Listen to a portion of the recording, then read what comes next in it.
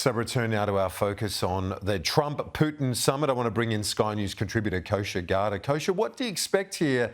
Donald Trump, the deal maker, dealing with someone who's a wily old character in Putin.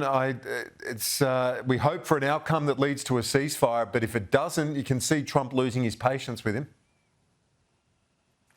Yes, indeed. I would step back here in a little bit that this is pretty historic for just where it's taking place, how it's taking place. It's the first in-person meeting between both leaders since 2019. It's the first time Putin is setting foot on U.S. soil in over a decade. And no Russian leader has ever been to Alaska, even when the Russian Empire owned it over a century plus ago. So from that standpoint, it is kind of a big deal. They're going to be meeting at an Air Force base. I'm sure the visuals of that will not go unnoticed by the world, for sure.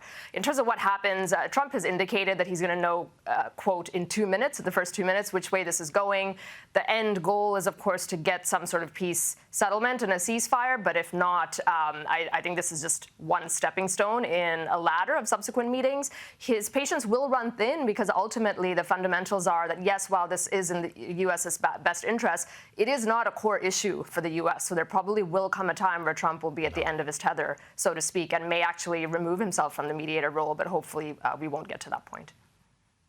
Yeah, and the other thing is he could pull the trigger, so to speak, on those sanctions, which Russia understandably doesn't want, given the fragility of its economy. Yes, that is something he has signaled. He did a little bit of that with India, which is, of course, a big buyer of Russian oil. And Trump loves to use economic leverage. It's probably his favorite form of leverage, as opposed to military leverage. Is something that he famously does not like to do unless it's absolutely deemed necessary. So he will go there.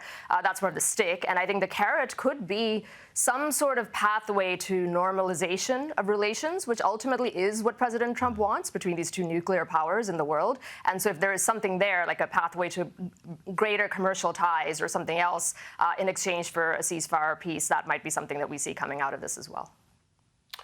Some of the Trump Mark II administration some things have been different, quite different to the first iteration. This is a consistency, though, and this is a continuity with his first term, in that he's happy to meet with individuals, strongman leaders that others have avoided over the years.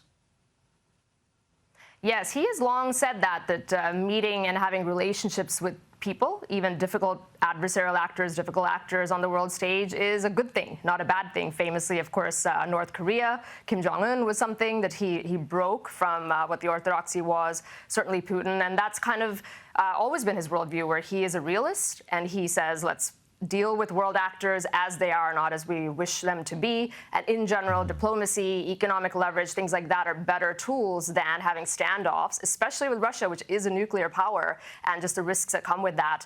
It's just much better to have some sort of pathway to some sort of relationship. Doesn't mean they have to be your friend, doesn't mean you condone everything that they do, but you just deal in reality. And that certainly is a break, and I think a refreshing one for many people in the U.S. electorate compared to what the pathway has been for both parties, frankly, for the last half century. And sometimes he's happy to have very tough conversations with traditional friends and allies. And we can use that to segue to our next issue, being Palestine and the recognition of the Palestinian state. Mike Huckabee, the US ambassador to Israel, said that there's been a very poor reaction to the announcement from Australia to follow the lead of France, the UK and Canada on this issue. But we've also heard from Donald Trump at times where his patience has been tested by Benjamin Netanyahu as well, Kosha. Yes, you're right. It is a segue to just how he views all these actors. He is kind of transactional in nature, and what I mean by that is he's got his end goal, which is peace, stop the killing, get ceasefires, whether it's Russia, Ukraine, whether it's here in Gaza, and then play the pieces on the chessboard as you need to achieve that practical outcome, as opposed to being ideologically driven and always siding with one leader versus another. His patience has worn thin with friends and allies alike, and he's also been maybe generous, some would say, in dealing with adversarial actors going against the grain of most world leaders. So he is a realist. He has not been happy with whether it's Australia or other countries, Canada, France, et cetera, going and leaning into the two-state solution and Palestinian statehood. He's threatened Canada with more tariffs because they also did that as an example. But then by the flip side, he's put out statements saying he can understand why different nations have their own internal politics that are leading them to do that. So he likes to leave a little bit of wiggle room, I guess, to get to that end goal of hopefully peace.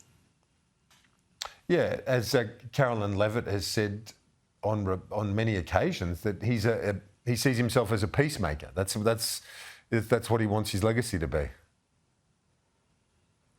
It sure is. I think he's been nominated now 3 times for the Nobel Peace Prize. We'll see. All those institutions have been political. There's a lot of wood to chop still, for sure, in both of these conflicts as we look, and he's only got 3 years left or so to go. But if he pulls this off, and just looking at what the world was like that he inherited versus where it's going to end, it very much could be his legacy, and that is how he's wired. He likes to do deals. He likes economics, and he really is somebody who doesn't like kinetic warfare, and he's doing his best in his style to try and play the mediator role and bring it to an end. And he wouldn't mind the Nobel Peace Prize along the way. Kosha Gada, thanks so much. Appreciate it. We'll see you soon. Thank you.